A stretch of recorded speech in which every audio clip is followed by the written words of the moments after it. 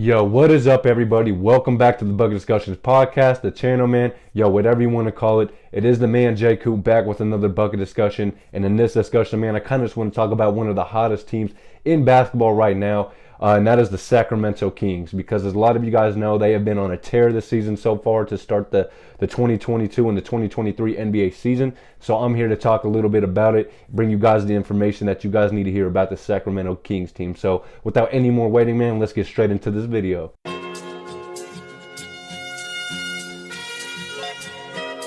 yo, foreigner, you crazy for this? Okay. Yeah, that thing I'm jab riding when I'm left hooking. Fiends say they love me cause they know I keep that sack moving. Sad to say, but this the life that I have grew in. I had to hustle, skipping class, man, I was true in. I can flip some packs and teach you how to do it. This the real deal. Better watch your back cause people will kill. Kill Bill, kill switch on the Glock, yeah, this the real. And people spin around them blocks just like a Ferris wheel. But that's enough of that. Let me tell you about my life and where I grew up at. I grew up in the south of Topeka. Then I moved to the east in the streets and I ain't fucking with neither. I ain't the type to go with kill or go and sit on that block. I'm the type to get some trees. Now, I know it does sound kind of crazy to hear that the Sacramento Kings are one of the best teams in basketball to start the season. But hey, man, here we are 3 weeks later, and the Sacramento Kings are currently third in the Western Conference. You know what I'm saying? So I kind of just want to talk about some of the reasons that I think this team could potentially be a playoff team, and some of the reasons that I think they have been, real big winners this season so far. You know what I'm saying? Including their offseason they had. You know what I'm saying? They made some good-ass additions. But the first guy I want to talk about on this team is the best player on the team, and it's not even close. You know what I'm saying? De'Aaron Fox has been doing his thing this season for the Sacramento Kings, and honestly, this is probably his best individual season this year. And yeah, man, I think the numbers speak for it, and especially his efficiency numbers, you feel me? So right now, De'Aaron Fox is currently averaging 26 points a game on top of 6.5 assists and 5 rebounds. So he's obviously doing his thing number-wise, but that's never really been my concern. He's always been able to put points up on the board, but the main thing was the consistency, you know what I'm saying? Right now, he's currently shooting a career high from the three-point line, a 40% from the three-point line right now to start the season, and he's also shooting 55% from the field. So he's just been really, really effective, to say the least. You know what I'm saying? He's shooting damn near 55% from the field, and that's basically all his, or half of his shots going down. Any shot that he's making, half of them bitches are going down. So, that's pretty good for the Sacramento Kings. And I'm really happy for De'Aaron Fox individually that he's seeing a little bit more consistency from the three-point line, because one thing we can say about De'Aaron Fox throughout his career was his three-point shooting, you know what I'm saying? And also, I guess, is a little bit of his defense. But I feel like ever since his team this season started to be a little bit more competitive, you can see him, have that little edge defensively where he's like, all right, I got to step up and take the challenge to, step up defensively, you know what I'm saying? And I feel like he has the perfect, resources to be a good defender, you know what I'm saying? He's fast, he's very agile, he's strong, he's got a strong first step. And, yeah, I just feel like he has a decent, wingspan and stuff like that. So I feel like everything De'Aaron Fox has done for the Sacramento Kings this season has been warranted for that team, because, as many of you guys already know, the Sacramento Kings have been asked for like a decade plus. Motherfuckers ain't made the playoffs in like 14 to 15 years. That's just, if I was a Sacramento Kings fan, I'd be hurt, you know what I'm saying? So I feel for y'all. I do feel for y'all, but I kind of understand, because I am a Clippers fan. We have made the playoffs, but we're still kind of ass, you feel me? So, yeah, man. So, yeah, that pretty much wraps up the De'Aaron Fox part. I really do like what he's doing so far this season for the Sacramento Kings team. And honestly, I think it's safe to say he's been, the main factor for their success this season. Well, on top of De'Aaron Fox taking off for the Sacramento Kings, they also decided to go out and get one of the best shooters this offseason in Kevin Huerter, man. Kevin Huerter has been perfect for the Sacramento Kings team, and especially right alongside De'Aaron Fox. You know what I'm saying? Right now, Kevin Huerter is currently averaging 50% from the three-point line. You know what I'm saying? And that's really, really huge, considering, like I said just, a couple minutes ago, the Sacramento Kings have really not been known to be a three-point shooting team.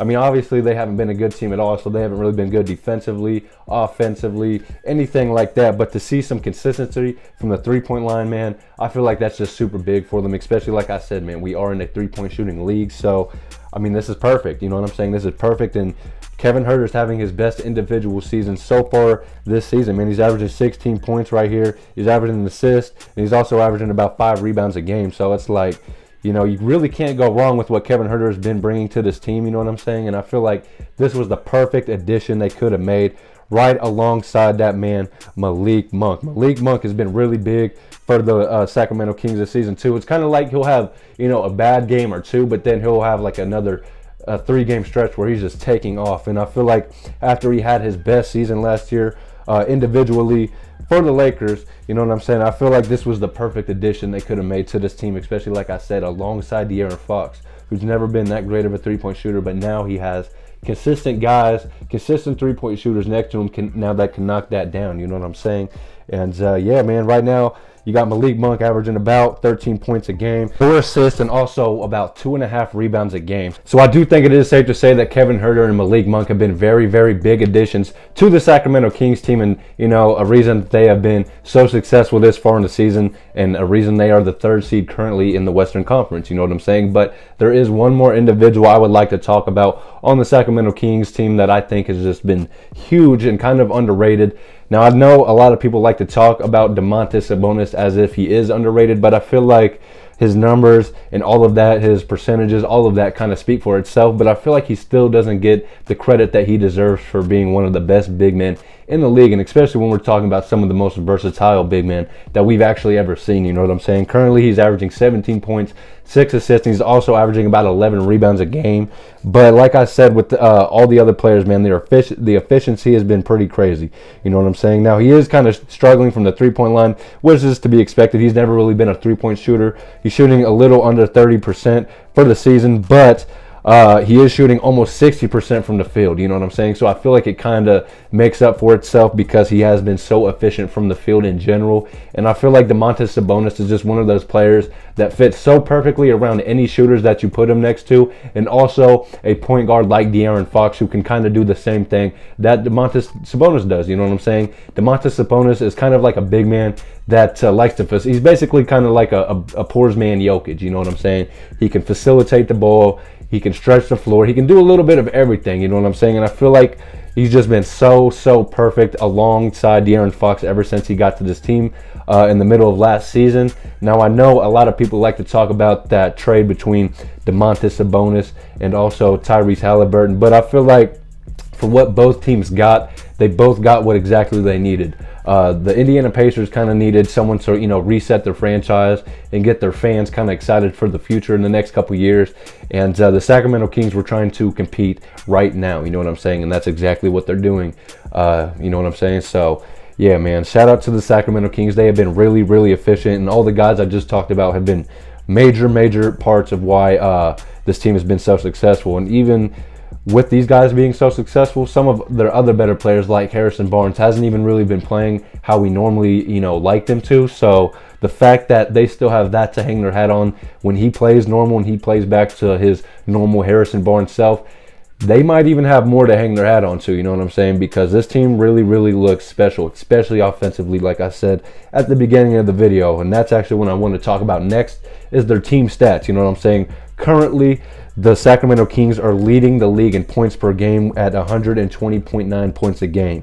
You know what I'm saying? And that's almost a whole point more than the next team underneath them, which is the Boston Celtics at 119.4 points a game. You know what I'm saying? So, as you guys can see, the numbers are almost speaking for itself. I really don't see the Sacramento Kings being a fluke this season just based off the numbers that we're seeing about 3 weeks into the season. I feel like this stuff is really sustainable, if we're being honest, you know what I'm saying? Especially as someone that has watched a decent amount of Sacramento Kings games this season, you can see how just free-flowing their offense is, you know what I'm saying? If De'Aaron Fox isn't able to get his shot off, regardless if it's in the arc, the three-point arc, whether it's in the paint, he's kicking it out to other shooters like I brought up, Kevin Huerter, Malik Monk.